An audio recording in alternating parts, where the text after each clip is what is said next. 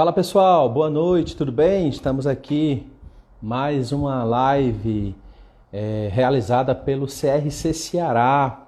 Então seja bem-vindo nessa live. Hoje nós teremos uma participação muito interessante, muito importante aqui para a gente discutir um pouco sobre essas medidas provisórias trabalhistas, né? Quais são aí as nossas preocupações.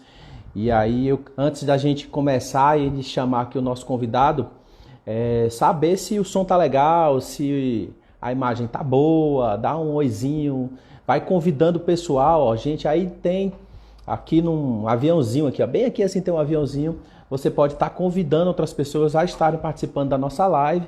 O pessoal que segue o meu perfil também, pessoal, já tem lá uma informaçãozinha para que o pessoal venha para cá, para que a gente possa ter aí o maior número possível de pessoas assistindo essa live. Então, convida aí o pessoal, bota aí, faz o convite aí aos amigos que trabalham com vocês nos escritórios.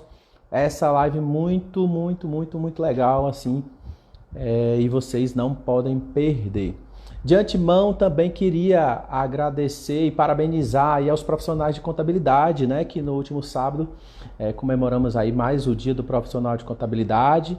Nós que estamos aí no batalhão de frente, né, nesse período aí de pandemia, o nosso trabalho não para, e aí eu quero desejar toda sorte, toda paciência, né, com tanta medida provisória, com tanta lei, com tanto decreto, a todos os profissionais de contabilidade aqui do estado do Ceará, tá bom?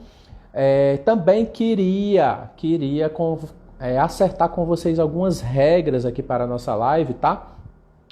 Vou convidar logo também aqui o nosso querido convidado, até para que os seguidores dele possam estar ouvindo também sobre essa regra. Importante aqui para o nosso aproveitar. Vamos ver aqui se vai dar certo, professor. Pronto, tá aí o homem. Boa noite, meu querido. Como está? Pronto, tudo bem. Quanto tempo, né? Não é? Desde anteontem, né? Pois não é. Gente, eu queria combinar com vocês algumas coisas, tá? Que as perguntas fossem feitas aqui na caixinha aqui de interrogação para que a gente possa controlar as perguntas, tá? E até para evitar estar respondendo perguntas repetidas. E aí eu queria também combinar isso com vocês, tá? Perguntas já respondidas não serão respondidas novamente, tá? E aí a live vai ficar salva para que você possa acompanhar depois. Então é importante a gente aproveitar o máximo de tempo possível com perguntas variadas e poder atender o maior número de gente possível. Outro ponto importante aqui para a nossa live, as perguntas sejam objetivas, curtas, né? Tem gente que coloca na caixinha, faz um textão, assim, monta todo um entendimento, assim, aí não dá para a gente montar aí o que você quer perguntar. Então, perguntas curtinhas, tá certo? Objetivas, para que a gente possa aproveitar ao máximo o nosso tempo. Gente, o nosso convidado de hoje aqui, né, pelo Conselho Regional de Contabilidade, é o professor Humberto Lucena, ele que é juiz do trabalho, ele vai se apresentar, vai falar um pouco dele. Ele tem um projeto também legal aí de cursos. Essa semana teve um curso legal aí sobre a medida provisória com ele, muita gente participou, e ele vai trazer aí uma outra novidade, que é um outro curso que ele está realizando, ele vai poder falar sobre isso. Mas, professor, seja bem-vindo, boa noite, né? Como na nossa live anterior, né? Uma live nordestina, né? Ele que é do Rio Grande do Norte, na verdade ele é de Campina Grande, mas está Isso. cedido, emprestado, né, ao Rio Grande do Norte, mas tem família aqui no Ceará, em Fortaleza, então é da casa também. Agradeço aí a sua participação e a sua disponibilidade. Boa noite, com Boa você a noite. palavra. Boa noite, Vitor. Dá o meu boa noite a todos os que estão nos acompanhando aí, que eu tenho certeza que não são apenas de Fortaleza nem do Ceará, mas tem gente do Brasil todo. Agradecer o convite ao Conselho Regional de Contabilidade, agradecer na sua pessoa que tem feito esse meio de campo aí. E eu tenho certeza que essas lives têm muito a agregar, esclarecer dúvidas, a gente falar dessas novas regras que têm mudado tanto. Quando a gente acha que aprendeu uma, já vem outra, já vem a retificação de outra e assim. Infelizmente tem sido tudo meio atropelado, mas a gente tem que sobreviver diante desse cenário e dar respostas, né?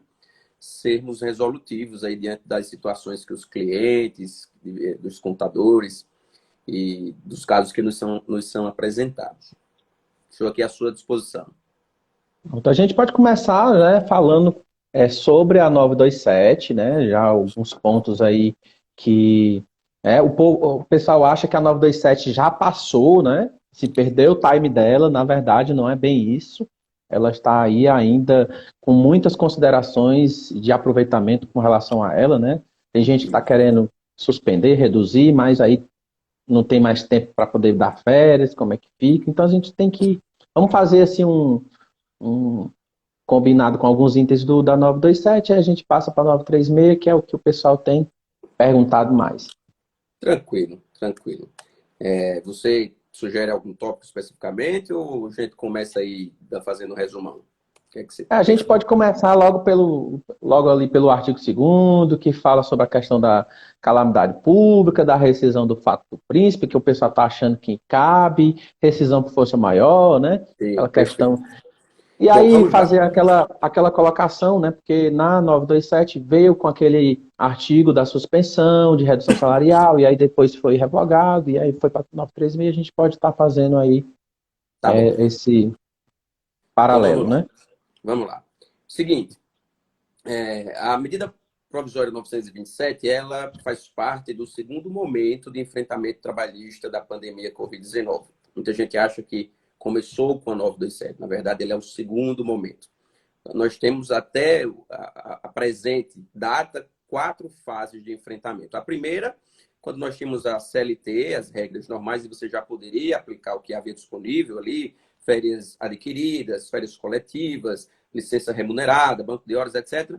Chegamos no segundo momento com a MP 927, e essa MP ela inova ao partir do pressuposto e da premissa que a gente está inserido num contexto de força maior. E força maior dentro da medida provisória, ele vai pegar esse conceito lá da CLT, que é definido como um acontecimento inevitável, né? Em relação à vontade do empregador e do empregado, e para a realização do qual nenhum deles concorreu direta ou indiretamente. Ou seja, fugiu ao controle, fugiu do controle tanto do empregador quanto do trabalhador. Esse conceito de força maior dentro do direito do trabalho, ele tem alguns reflexos. Por exemplo, é possível exigir horas extras obrigatórias, portanto, nem precisaria aí da concordância do trabalhador, diante de um fato de força maior ou para recuperar o tempo perdido de força maior. Isso está previsto lá no artigo 60 da CLT. Uma outra repercussão são duas espécies de rescisão de contrato de trabalho, que a gente chega efetivamente na sua pergunta, que é a chamada força maior própria e a força maior imprópria, que muita gente só veio a conhecer efetivamente agora, mas ela existe desde 1965, que é o conhecido e famigerado fato ou ato do príncipe, não é? Ocorre que nos dois casos, nas duas hipóteses, nós temos algumas particularidades quando se compara com outros tipos de rescisão. A primeira delas é que ambas só podem ser decretadas por uma sentença judicial trabalhista. Logo, se eu preciso de uma sentença judicial, vou precisar de uma reclamação trabalhista, uma reclamatória. O que por si só já é muito perigoso para o empregador, porque ele coloca todos os riscos e potenciais passivos que ele teve durante todo o curso do contrato de trabalho na mão do empregado para que ele vá questionar judicialmente. Eu sempre tenho batido nessa tecla. O trabalhador nunca vai pedir só o reconhecimento da força maior, o fato do príncipe, se for o caso. Ele vai pedir tudo que ele acha que tem direito. Hora extra, dano moral, insalubridade, periculosidade, os intervalos, DSR, etc. Tá? Esse é o primeiro ponto. Então, ambos precisam de sentença judicial. Muitas empresas mandaram os empregados para casa, colocaram o TRCT lá, força maior, o fato do príncipe. Esse trabalhador não conseguiu sacar o FGTS na Caixa Econômica, porque o artigo 18 da lei do FGTS, a 8.036/90, faz com que a Caixa já exija cópia da sentença judicial, sentença só existe com processo. Não é? Então, primeiro ponto. Segundo ponto, que aí é onde as coisas começam a se complicar. Muita gente acha, a força maior é o que eu acho que cabe nesse momento. Não. Força maior e fato do príncipe são exatamente aquilo que a lei define como tal. Para a força maior, qualquer paralisação da atividade econômica que presuma a extinção da empresa, da atividade ou do estabelecimento no qual o empregado presta o seu serviço. Ou seja, para ser força maior, o contrato de trabalho é encerrado, mas a empresa vai embora também. Ela fecha as portas. Porque a força foi tão grande, afetou economicamente de forma tão substancial a empresa, que ela não tem mais condições econômicas e financeiras de continuar sua atividade. Por conta disso, a indenização do FGTS da multa não é de 40%, é de 20%. Por conta disso, muitos defendem a tese que não seria nem cabível o aviso prévio, já que a iniciativa de rompimento do contrato não partiu da empresa, não partiu do empregador. Mas, mais uma vez, repetindo, precisa ser discutido por sentença judicial. Por que, Humberto, precisa de sentença judicial? Porque se assim não fosse, qualquer crise econômica que o empregador fechasse as suas portas, ele, para pagar as verbas rescisórias mais baratas, colocaria lá no TRCT força maior, manda aí para sacar o FGTS e o empregado sempre ficaria no prejuízo, porque perderia aí 20% da multa e o aviso prévio. Esse é o primeiro caso. Segunda hipótese é o fato do príncipe, ou ato do príncipe. O fato ou ato do príncipe é aquela hipótese de paralisação temporária ou definitiva da empresa em razão de uma lei, de um decreto, de uma resolução, de um ato administrativo, seja federal, estadual ou municipal. Até aí, tudo bem que nós vimos que existiram esses atos nesse período. O problema é qual é a origem desse ato. E aí a gente já sai do direito do trabalho, vai lá para o direito administrativo. Veja que as coisas não são tão simples quanto as pessoas acham que elas são.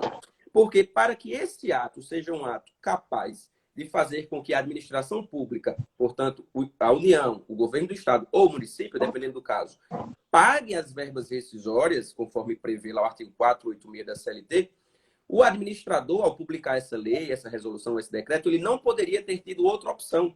Isso é o que a gente chama de conveniência e oportunidade, não é? Ou seja, diante de dois cenários, quando o gestor público, quando a administração pública escolhe esse e há uma repercussão no contrato de trabalho, portanto, a empresa não consegue mais funcionar, aquela atividade que o empregado não desempenhava não existe mais, aí sim faz sentido eu falar de fato do príncipe. É o caso, por exemplo, de uma desapropriação. Imagine que para construir uma estrada, para pavimentar uma estrada e construir e pavimentar, precisa desapropriar um terreno. Nesse terreno existe uma empresa, um supermercado, e ali os contratos serão extintos. Portanto, pode acontecer a extinção ou não da atividade, mas o contrato será extinto. E aí, nesse caso, sim, haveria a possibilidade da administração pagar apenas, exclusivamente, a multa do FGTS e o aviso prévio. Não são todas as verbas rescisórias. A jurisprudência não diz que são todas. Mas por quê? Porque havia a possibilidade ou não de se construir aquela estrada. Eu pergunto a você, aos que nos ouvem, diante da situação que nós estamos passando, os governos estaduais, municipais e federais tinham outra opção que não fazer o isolamento social para evitar uma catástrofe de saúde coletiva? Não tinham. Então, se esta era a única opção, não há que se falar de fato do príncipe, porque aí o interesse público, na verdade, ele não estava sujeito a uma escolha que o presidente, o governador, o prefeito tinha. Era a única opção. Se era a única opção, não há que se falar nesse caso, tá? Então, e não apenas eu, muita gente entende que essas duas teses, elas não serão encampadas na Justiça do Trabalho, salvo um caso ou outro. Raridade é que isso será adotado e reconhecido como legítimo. Até porque, nós vamos falar hoje, muitas regras foram disponibilizadas aí à empresa, com a MP 927, 936, a 946, com possibilidade de saque do FGTS. Então, quanto mais opções no cardápio de leis, estratégias existem para a empresa, mais frágil fica o argumento de fazer rescisão desse jeito. Aos que já fizeram, invariavelmente, torçam para que esses empregados não procurem a Justiça do Trabalho, porque se procurarem, serão condenados. Na verdade, já é uma realidade, né?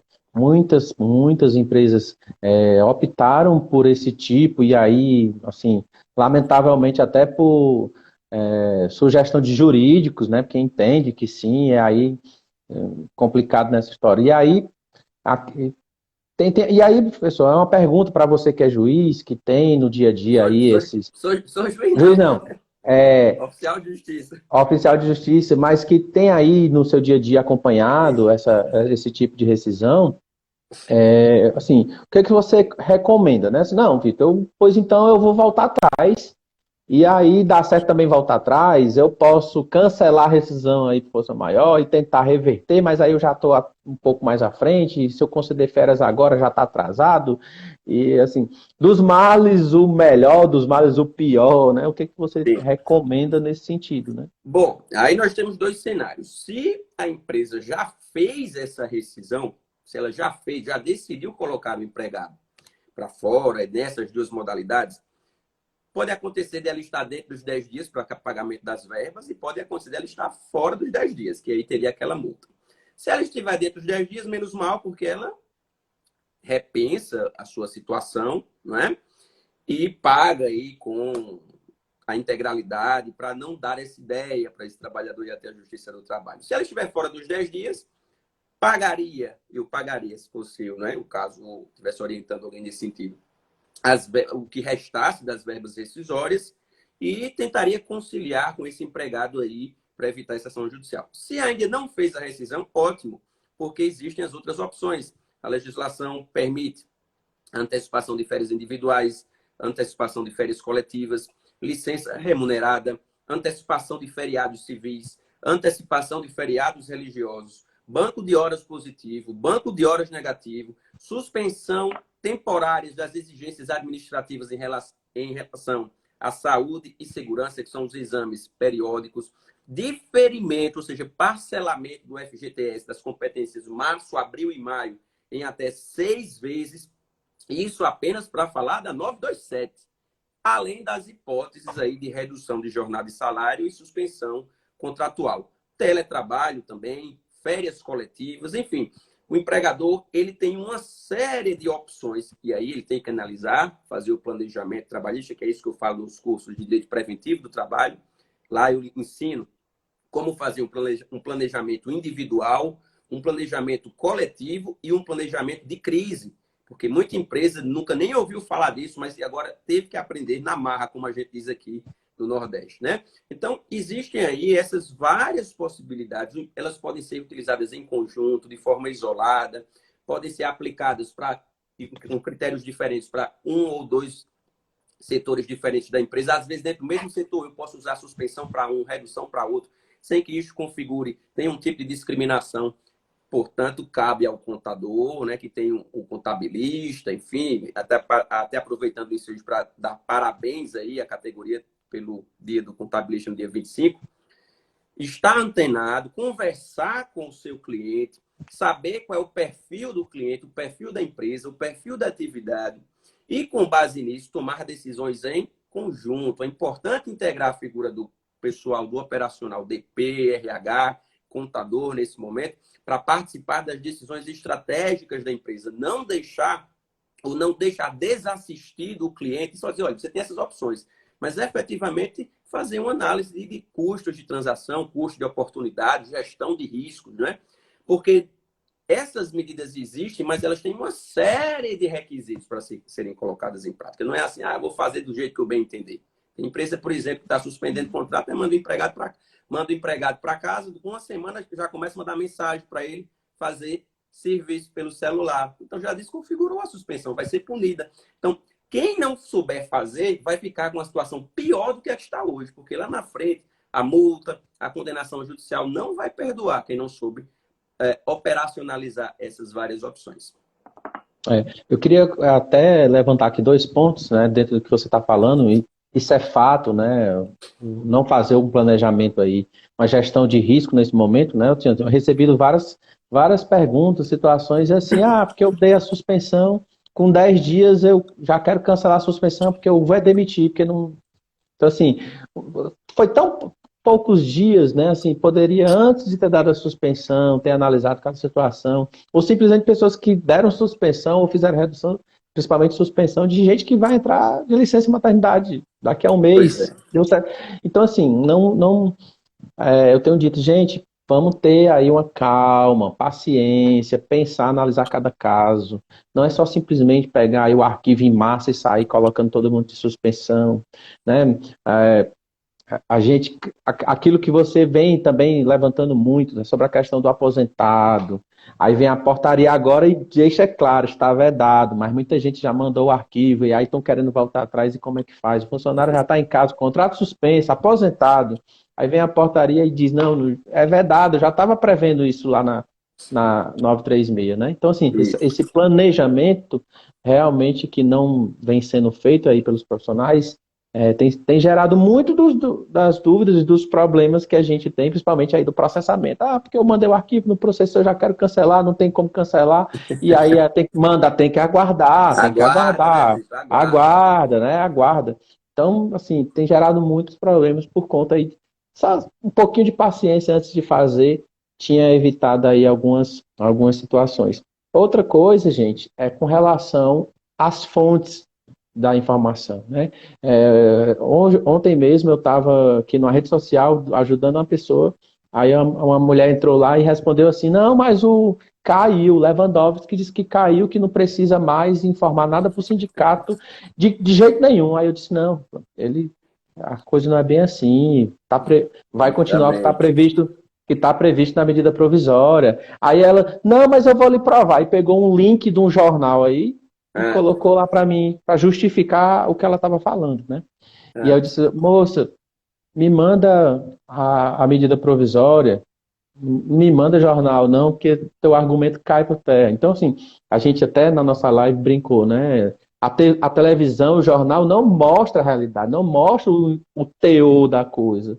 Diz a notícia, pode suspender o contrato de todo mundo, né? E aí, quando a gente vai para a medida provisória, a gente acaba vendo que não é bem assim.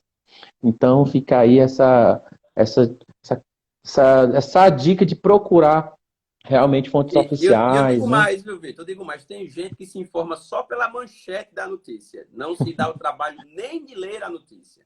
Porque às vezes o corpo da notícia até traz de maneira adequada a resposta, mas estão tão ansiosos, pressionados, que não se dão ao trabalho de sentar e, né, procurar ir atrás. O problema é que essa falta de diligência desse profissional vai causar um prejuízo enorme para o cliente dele. Porque quando a gente faz uma bobagem, mas nós sofremos as consequências apenas, menos mal, porque fui eu que fiz mesmo, né? Agora, quando outras pessoas, empregados, empresas são afetadas, aí o nó é mais embaixo, meu amigo. É mais embaixo. É. Eu até acho que as coisas não vão acontecer de imediato, né? Eu acho que, eu não sei, acho que o centro das atenções está tão em querer já impedir rescisões e etc., mas a fiscalização, o acompanhamento disso aí, eu acho que vai vir lá na frente. Quando o Isso. funcionário realmente de fato for demitido, que ele vê que, poxa, eu acho que eu tenho direito mais a alguma coisa, ou então quando realmente começar a cruzar os dados, né? Hoje a gente está trabalhando a contabilidade, a folha de pagamento está indo para uma questão eletrônica, né? Que é o e-social, que são os SPEDs da vida. Então, o Uhum. cruzamento das informações é que, que vai garantir a maior conformidade, maior compliance do que as empresas estão fazendo. Então, é complicado, né? Então vamos lá, vamos falar de férias, né? Também a férias vai ser uma opção ainda viável, né, para muita gente. Fiquei muito preocupado quando a medida provisória 927 diz que a gente pode até negociar as futuras, né? Ninguém sabe nem se o cara tá aqui há 30 dias, mas eu já posso negociar períodos Pois é. aquisitivos futuros, né? Como é que fica isso aí? Pois é, a MP 927 permite a antecipação de períodos em fase de aquisição e de períodos futuros. Pois bem, o problema, os que estão em fase de aquisição, menos mal, porque o empregador já se livra, digamos assim, dessa responsabilidade. Então, imagina um empregado que tem 6 meses de contrato de trabalho, o empregador concede as férias proporcionais, se ele quiser conceder, 15 dias, ou ele tem a opção de antecipar a totalidade deste período, não é? E lá na frente não vai ter que conceder essas férias desse período que estaria aí em fase de aquisição. Mas a MP ela permite a antecipação de períodos futuros. Só que aí é preciso ter muito cuidado. Por quê? Porque se você vai antecipar férias de 2021 2022, por exemplo, né? E aí você antecipa esses períodos futuros diante de uma situação de tamanha instabilidade que nós estamos vivendo. Não há garantia nenhuma que você ficará com esse empregado até 2021, 2022. E muita gente questiona: mas eu não posso, por ocasião da rescisão do contrato de trabalho, descontar essas férias que ele ainda não adquiriu? Veja, isso é um tema ainda muito controvertido dentro da área jurídica. Muitos juízes do trabalho entendem que não. E se você antecipou férias de períodos futuros, 2021, 2022, esse empregado usufruiu em razão de ser um ato unilateral do empregador, portanto, o risco da atividade corria por conta dele, você não poderia descontar. Outros acham que sim, eu sou dessa corrente que poderia descontar, mas que segurança e que garantia há? E se eu disser que pode, lá na frente, se esse empregado for à Justiça do Trabalho, aí, em uma das varas de Fortaleza, do trabalho ou do interior do Ceará, certo? O juiz vai ter o mesmo entendimento. Não tem garantia nenhuma. Então, nesse momento, é um momento de muita prudência. Não, muito embora a MP estabeleça que você pode antecipar, mas ela não dá a solução do que pode acontecer se você antecipar períodos futuros e rescindir o contrato antes. De todo modo, se esta for uma opção do empregador, o que eu recomendo que ele faça? Que no acordo que ele vai fazer com esse empregado por escrito, que está previsto lá no artigo 2º da MP, né? Que precisa ser por escrito, que prevalecerá sobre a lei, sobre o acordo de convenção coletiva, desde que respeite a Constituição, ele coloca por escrito nesse acordo, já ajusta que em caso de rescisão antecipada, vai efetuar o desconto nas verbas rescisórias. É uma forma de minimizar o dano, mas não de garantir que ele não vai acontecer. Por quê? Você pontuou muito bem. Nós não vamos sentir de imediato as consequências do que está acontecendo agora. O Poder Judiciário, ele é a próxima pandemia. Depois que essas coisas estiverem estabilizadas, eu sou servidor da Justiça do Trabalho faz 13 anos. E eu convivo com o pessoal que trabalha lá, né? A conversa é: a Justiça do Trabalho terá a sua própria pandemia, porque uma explosão de reclamatórios trabalhistas. E não adianta achar que um magistrado do trabalho, que um desembargador, um ministro, daqui a 6 meses, 1 ano, 2 anos, porque o trabalhador tem até 2 anos após o término do contrato para questionar isso. É bastante tempo, não é? Ele vai conseguir... O processo, Vitor, nada mais é do que a reconstrução de fatos do passado. Quando a gente perde uma pessoa na nossa vida hoje, no momento dói muito. Mas daqui a 2 anos, 3 anos, ainda que exista essa lembrança dolorida, nós já nos acostumamos com essa realidade. O processo judicial é da mesmíssima forma. Não dá para achar que o magistrado, que a Justiça do Trabalho vai ter essa sensibilidade que nós estamos tendo hoje, daqui a 1 ano, 2 anos, porque as coisas mudam. Então, tudo vai depender de como a empresa negociou agora. Ela está produzindo prova de defesa para eventuais processos trabalhistas, entendeu? Não, e é interessante que você está falando, né? Eu tenho dito isso para todo mundo que toca no assunto: documente tudo, né? É aquele negócio de documentar tudo, né? Você vê a 927 traz a possibilidade, ó, vai conceder férias, você pode comunicar o empregado 48 horas, pode ser via WhatsApp, pode ser Justamente. o Bina, o novo, o Bina do teu tempo, Bina. Então, assim, Venha o Google. né? O MSN do Skype. ICQ, Então, assim, manda pelo ICQ, cara. o ICQ, o Mirk, né? Então, assim, você vê que é complicado, né? Será que você vai ter o histórico? Será que você vai ter tudo bonitinho? O funcionário alegar: não, quando eu cheguei eu já estava de férias, né? É Então, verdade. tudo Eu isso, né? costumo fazer uma comparação, Vitor, no seguinte sentido. Quando uma pessoa sofre um atropelamento, um acidente de trânsito, que a gente chama o SAMU, o SAMU é uma emergência, né? Mas até diante das emergências, existem procedimentos que, se você fizer, o cara morre ali mesmo. Não pode mexer numa pessoa que sofreu um trauma, porque existe um procedimento a fazer. No mundo jurídico, contábil e trabalhista, é da mesmíssima forma. Mesmíssima forma. Não adianta achar que, pelo fato da empresa ter feito tudo, né, de qualquer forma, nesse momento, isso não vai dar problema nenhum para ela, porque invariavelmente vai sim. Veja, são tantas possibilidades que a empresa tem, são tantas flexibilizações. Veja, onde já se pensou na história desse país, para utilizar uma frase bem famosa aí, né? Nunca na história desse país se permitir pagar terço constitucional junto com a segunda parcela do 10º, ou se permitir, ainda que implicitamente, parcelamento de 13º em mais de 2 vezes, parcelamento de terço de férias, não é? Veja só, fracionamento de férias em até 6 períodos de 5 dias, onde que já se imaginou isso? Então, a legislação ela virou de ponta cabeça, na verdade. Para tudo que era proibido, agora pode, desde que negociado com o empregador e com o empregado por escrito e respeite a Constituição para preservar o emprego. Isso é importante. Muita gente está fazendo negociação de parcelamento de verba rescisória. Não vale não, viu? Não vale. Por quê? Todas as medidas são para que o seu empregado continue trabalhando. Continue prestando serviço. É para preservar o emprego e a renda. Então, tudo que você fizer até o aviso prévio, show de bola. Desde que por escrito, respeitando a Constituição, né? Mas daí para frente, meu amigo, você está totalmente descoberto. Por isso que, se você perceber bem, não tem uma regra sequer nessas medidas provisórias sobre verbas rescisórias, sobre prazo. Tudo continua como antes. Porque o objetivo não é colocar para fora. Entendeu? Poderia muito bem essa MP 927 trazer regras mais claras sobre fato do príncipe, sobre força maior. Por que que não fez? Por que que a gente continua utilizando uma regra de 1965? Tem um motivo isso.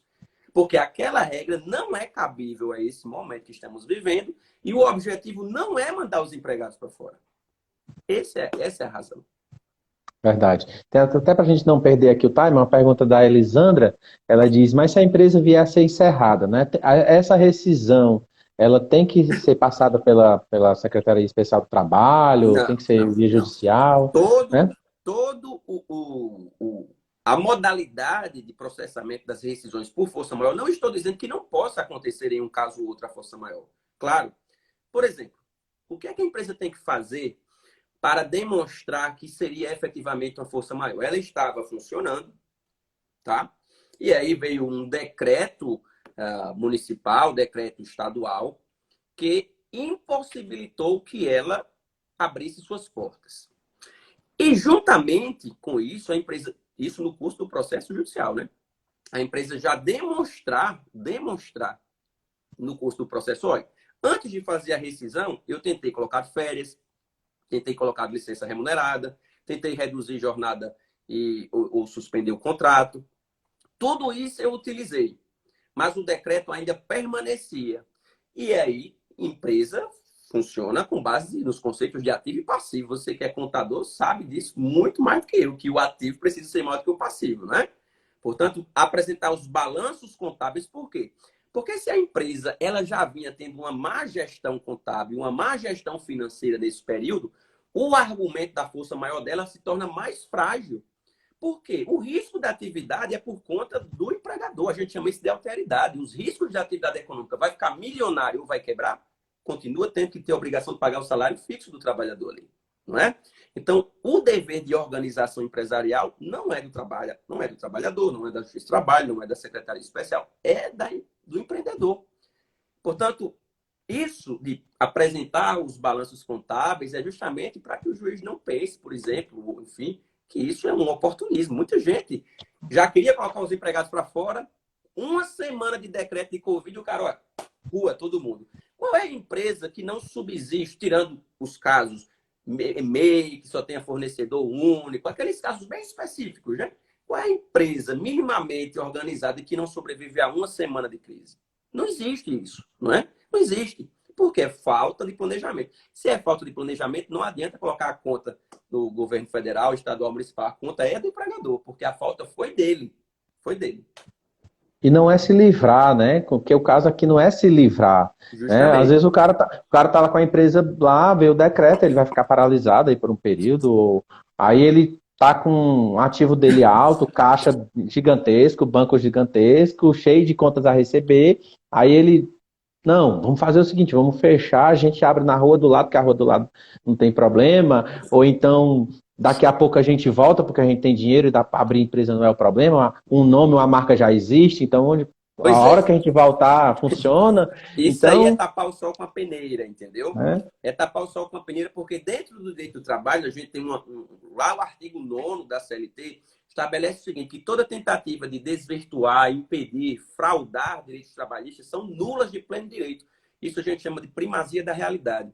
Meu amigo, você pode, tanto é que você pode colocar o nome que for no contra-cheque. Se ficar comprovado no reclamatório trabalhista que o cara recebia uma rubrica que não tinha nada a ver com a função que ele desenvolvia, vai prevalecer o que ele fazia.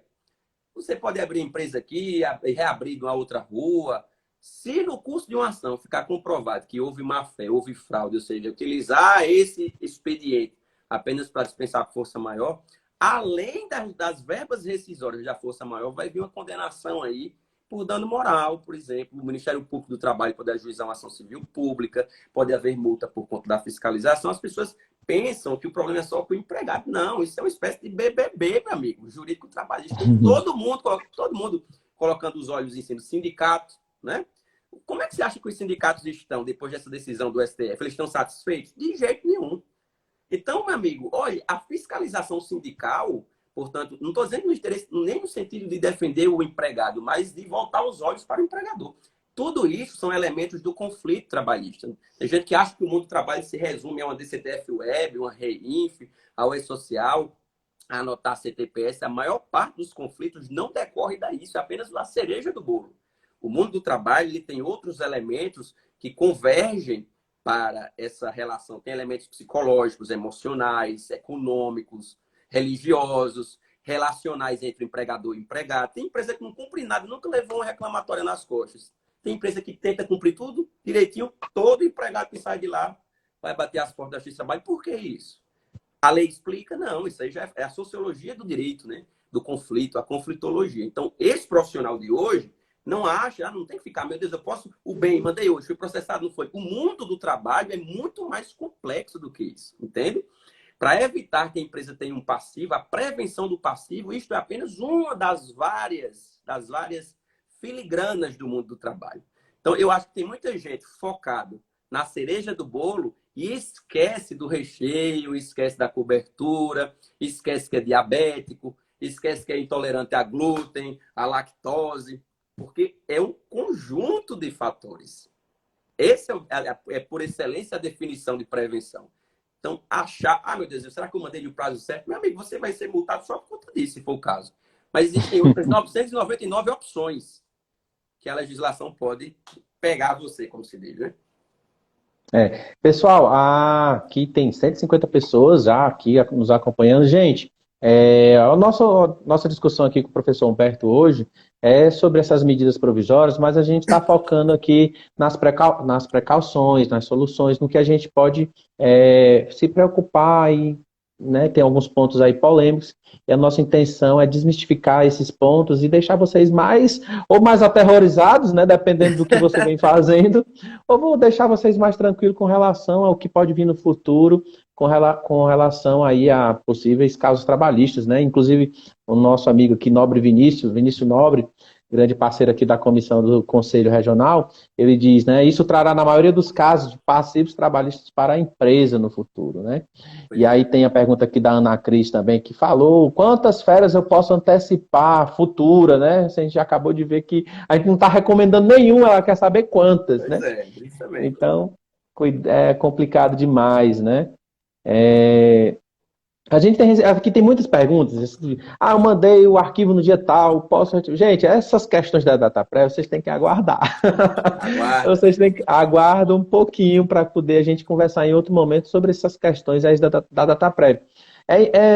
Fica difícil a gente conversar a respeito disso às vezes, apesar de já ter saído a portaria, mas a portaria que era para esclarecer esses pontos de dúvida de processamento de arquivo não trouxe, e fica aí com disse-me-disse da DataPrev. Então, vamos deixar essa semana as coisas acontecer e aí a gente se compromete em voltar só para tratar sobre esses pontos e prazos da DataPrev, tá? Mas a princípio é aguardar. Mandou errado é aguardar. Se quer retificar, manda um novo que sobrescreve. Quer excluir, não tem a opção de excluir, tem que aguardar. Então, é isso.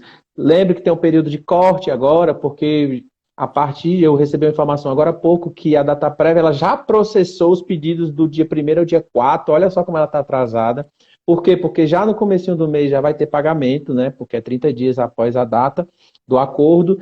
E aí o que que acontece? A Dataprev estabeleceu também um prazo de 10 dias aí, que é o período de corte, que antecede ao pagamento, para que ela possa mandar remessa para o banco abrir conta, fazer todo esse trâmite de pagamento. Então, tem que observar aí, que a partir da data do acordo, esses 10 dias que antecede o pagamento.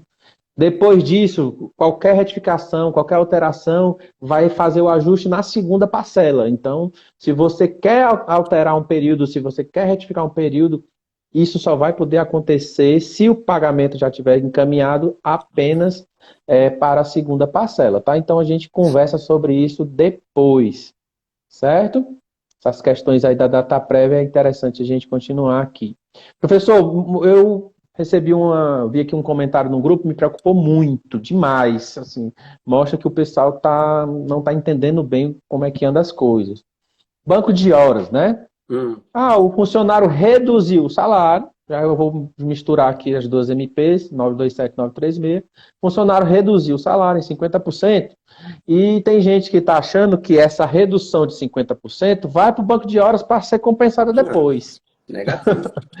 Então, vamos falar logo assim dos dois, né? Já aproveita um pouco sobre isso. Gente, redução com banco de horas, as coisas não se batem, né?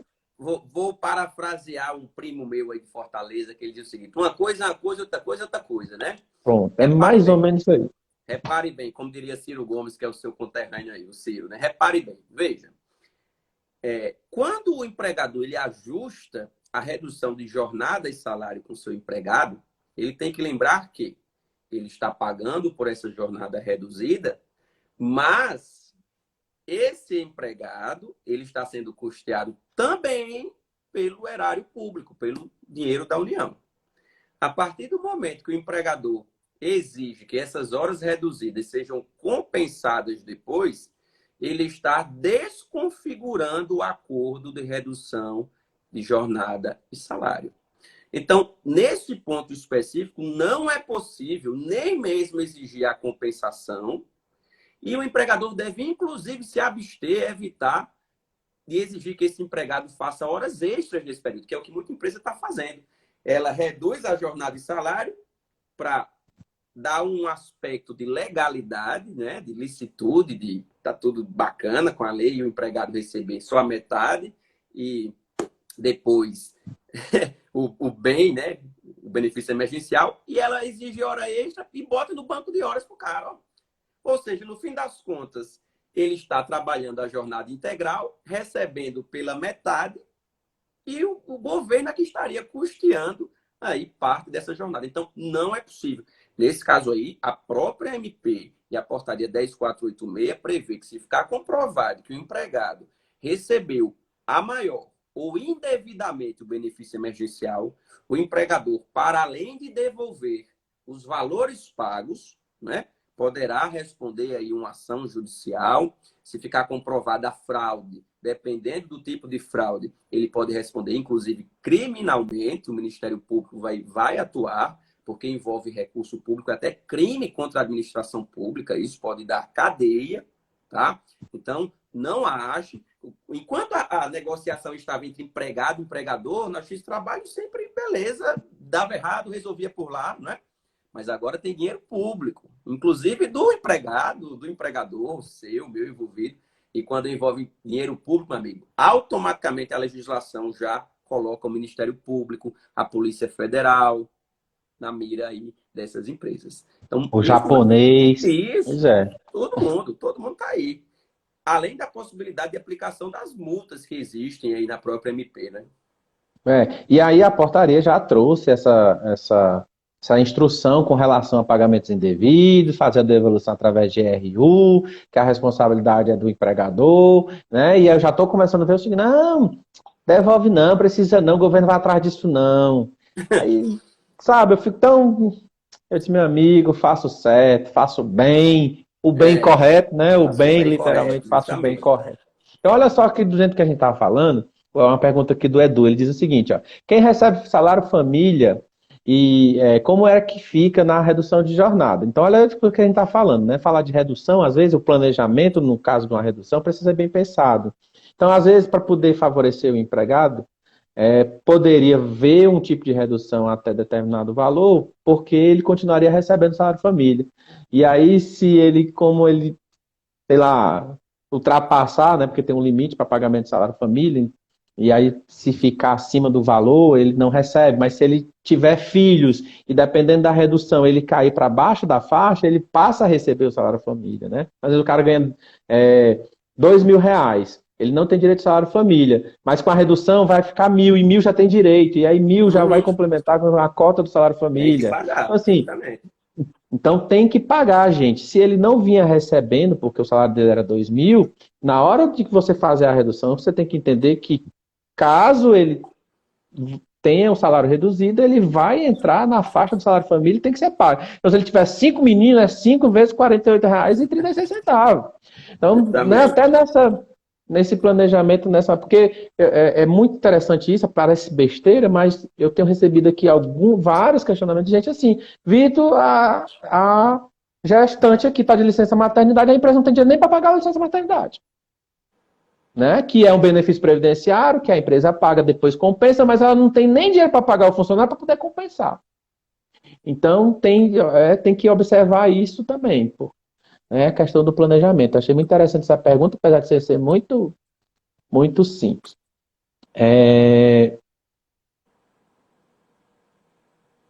O Paulo Cunha está dizendo assim, qual o conselho que vocês dão para os empresários que reduzem a carga horária e o salário, mas continuam trabalhando 8 horas? Procure um advogado. Procure já separe da condenação aí. É o único conselho que eu lhe dou. Isso. E é interessante também o que ele está falando, né? Porque a portaria trouxe a questão, nos casos de redução salarial, manter a mesma produtividade, né? Aquela questão de manter a mesma produtividade. E aí o bem, ele não é devido se ficar caracterizado que após a redução salarial, ele não não teria direito ao bem, porque manteve a mesma produtividade. Isso aí chega até a ser polêmico, né? Porque a gente pode achar o seguinte, não, eu sou um vendedor de carro, e eu tinha comissão de R$ 5.000, trabalhava o dia todo vendendo carro. Mas agora eu foquei as minhas vendas de manhã. Quem me liga, eu digo assim, gente, só estou atendendo de manhã. Será que eu vou deixar de vender os mesmos 5.000, né? Certo. Enfim. Vitor, esse é um ponto interessante, porque é o que me parece estar havendo uma interpretação equivocada da portaria. A portaria diz o seguinte, você pode reduzir jornada e salário de empregados que não estejam sujeitos ao controle de jornada de trabalho, aquele artigo 62 CLT, gerente, vendedor externo e teletrabalho, né? Uhum. Ou dos empregados que tenham remuneração variável, que é isso que você falou aí. Tá, beleza. O que é que a portaria diz sobre isso? Que esses empregados, se o empregador reduz jornada e salário dele, eles não podem, por exemplo, se eles tinham que vender 10.000 por dia, continuar tendo que vender 10.000, se reduziu em 50%. Só pode ter a obrigação de vender 5. Mas não quer dizer que ele, se ele vender 10, porque ele é desenrolado, não quer dizer que desconfigurou. O que a portaria está dizendo é o seguinte, o empregador não pode exigir, tanto é que ele utiliza o termo exigências, o empregador não pode exigir metas ou produtividade ou quantidade de dias de trabalho iguais a antes da redução de salário e jornada. Mas caso esse empregado se reinvente, por exemplo, eu mesmo agora durante a pandemia, estou montando cursos online. Não tinha até esse momento. Meus cursos eram todos presenciais. Mas caso ele se reinvente, monte uma plataforma na internet e venda, inclusive, mais do que antes, isso não quer dizer que esse acordo esteja desconfigurado. O que a portaria diz é o empregador impor. Aí é outra história. Entendeu? Entendi. Aqui, até complementando a pergunta da Márcia, como é que fica o salário família na suspensão? Aí, Márcia, se ele está com o contrato suspenso, ele não tem salário, não se fala em pagar salário família. Então, nesse caso, ele realmente perde aí esse benefício, tá? Não paga só o salário família, não. Tem uma pergunta bem interessante que a gente até... Aí eu queria que você fosse bem objetivo, até por conta do nosso tempo, né, que é a questão dos institutos, né? Misturar férias com aviso, com suspensão, né? Eu estou de férias, eu posso cancelar as férias para dar suspensão, ou eu estou de suspensão, eu cancelo para poder dar o aviso pré-trabalhado. Ou então eu estou aqui com o contrato suspenso, o cara pegou Covid, como é que fica? Cancela a suspensão e afasta ele pela Previdência. Então, assim, fala-se de modo geral essa questão desses institutos, né? Para Sim. não se misturar, para não haver nenhum tipo de problema. Na medida do possível, para um mesmo empregado e um mesmo contrato de trabalho, a empresa ela deve evitar ao máximo querer mesclar institutos jurídico-trabalhistas. Suspender férias para fazer a redução de jornada de salário. Repare, Vitor, que muitas empresas elas reduziram jornada de salário e imediatamente já quiseram colocar o empregado de férias. Por quê? Para que a base de cálculo desse empregado fosse menor, já que, de acordo com a legislação vigente, é a data da concessão. Né? Essas Isso. estratégias, aparentemente, possam parecer legais e misturar institutos, se discutidas judicialmente, são totalmente questionáveis. Por quê? As pessoas esquecem que no mundo do direito, e o mundo do direito do trabalho é muito mais forte em relação a isso, a gente é focado muito na finalidade das coisas. Por que se fez isto?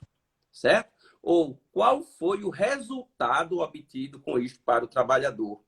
Já que a legislação trabalhista é protetiva. Não adianta fugir disso. Então, não é possível pegar a lei trabalhista para prejudicar o empregado. Empregado. E você pega vários institutos, vai aqui fazendo um Frankenstein, né, covídico, trabalhista, que o resultado, no final das contas, é benefício quase que absolutamente só para o empregador e quase nada para o empregado. Então, precisa sempre pensar o seguinte, antes de fazer qualquer coisa, por que é que eu estou querendo fazer isso? Ah, é só para enxugar o custo? Se o resultado for isso, amigo, invariavelmente, pode ter certeza que a probabilidade de ser anulado, de haver uma condenação, de haver uma multa, é grande. Não é que o empregador não possa fazer isso, mas ele deve fazer de forma legal. Então, está de férias, espera o cara. Deixa o cara de férias, esquece que ele é teu empregado. Quando ele voltar das férias, tu ajusta com ele a suspensão, a redução, se for o caso. Tem empregador que fica mandando mensagem para o empregado durante as férias. Ei, vamos, vem cá para assinar a suspensão. Não pode, gente. O contrato é interrompido. É como se o empregado não tem direito, não tem responsabilidade nenhuma com o empregador. O dever dele é apenas de zelo, diligência e lealdade. É o que a doutrina trabalhista diz. Só pode interromper, por exemplo, em caso de parto, né? Inclusive, se o próprio trabalhador adoece durante as férias, não tem nem que apresentar atestado para o empregador, porque está compreendido dentro daquele período. O empregador só vai contar os 15 dias após o retorno das Quando ele férias. retornar. Então, veja só, tem que pensar, tem que levar isso em conta. Não adianta ficar fazendo do jeito, deve ser assim, vou fazer assim, e vai atropelando, atropelando, atropelando. Depois chega o IBAMA e vê, olha, você atropelou tantos animais que não podia aqui. Claro, estou falando de maneira comparativa, metafórica. Você fez tantos atropelamentos, agora você vai responder por todos eles. Entendeu? Verdade. Né, comenta rapidinho também, aqui ainda dá tempo, temos 7 minutos. Funcionário que tem contrato suspenso, né, e tem pensão alimentícia, né? Também é uma causa aí, uma situação bem interessante, né? Ah, se não tem salário, como é que paga a pensão? Aí a mulher vai atrás do cabo agora, que a culpa é dele ter deixado ela. Uhum. Né? Então, como é que fica essa história? Eu vi que você tem uma orientação até interessante com relação a comunicar a vara e tudo, como é que Sim, a sim. vara... Veja, tudo que envolver ordem judicial e dinheiro público também, esses dois casos, o empregador deve ter cuidado redobrado. Se ele sabe, se o seu empregado teve contrato suspenso e ele tem que descontar do contra-cheque do empregado e o contrato está suspenso, ele deve informar a vara de família, né, que ele recebeu o mandado judicial, que o contrato está suspenso de tal dia a tal dia, e jamais, hipótese nenhuma, nem tentar burlar, enganar o juiz com informação falsa em relação a isso. Agora, o empregador está obrigado a pagar a alimentante durante esse período? Não, porque ele não está pagando salário. A responsabilidade de alimentos é do empregado. Inclusive, ele recebeu o benefício emergencial, não repassou o dinheiro à mãe, está sujeito, inclusive, se for o caso aí, à prisão civil, né? Cadeia, por conta do não pagamento da prisão, da pensão alimentícia. Tá bom? Isso. A Alexandra Carvalho está perguntando, no caso de suspensão, se ela é obrigada a dar ajuda compensatória, né? E aí a gente pode até já rapidinho, Alexandra, ajuda compensatória, no caso de suspensão, fica aí a critério do empregador, tá? Somente ela é obrigada a pagar os 30%, que ela até cita aqui, nos casos daquelas empresas que faturaram acima de 4,8 milhões em 2019, que aí o benefício do bem é pago pelo governo apenas de 70% e obrigatoriamente a empresa vai pagar 30% do salário em ajuda compensatória, tá? Então, já para a gente ganhar tempo Vitor, aqui. deixa eu Oi, aproveitar aqui pode que a gente falar. tá no finalzinho, convidar todo Isso. mundo que está nos acompanhando aqui para seguir o meu perfil aqui no Instagram, Humberto Lucena.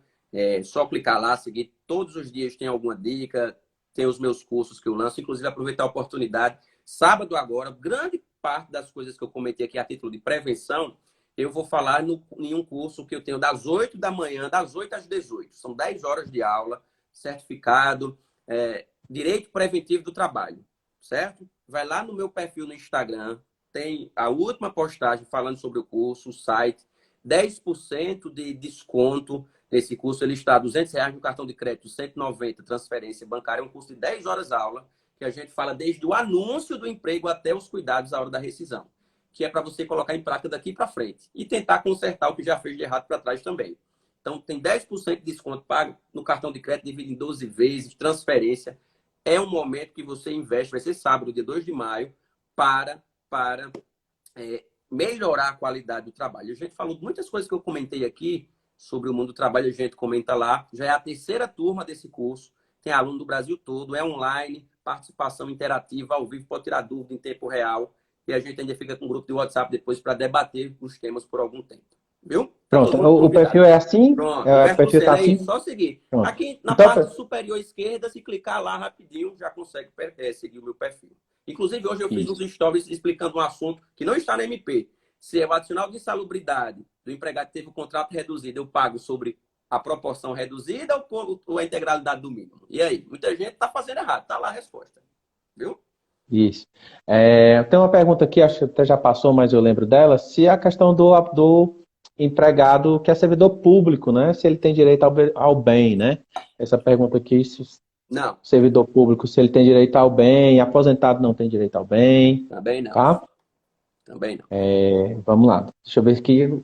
Gente, vamos fazer o seguinte. Falta 1 minuto, 2 minutos só, eu acho aqui que a gente começou 7h02, e aqui já são 8 horas.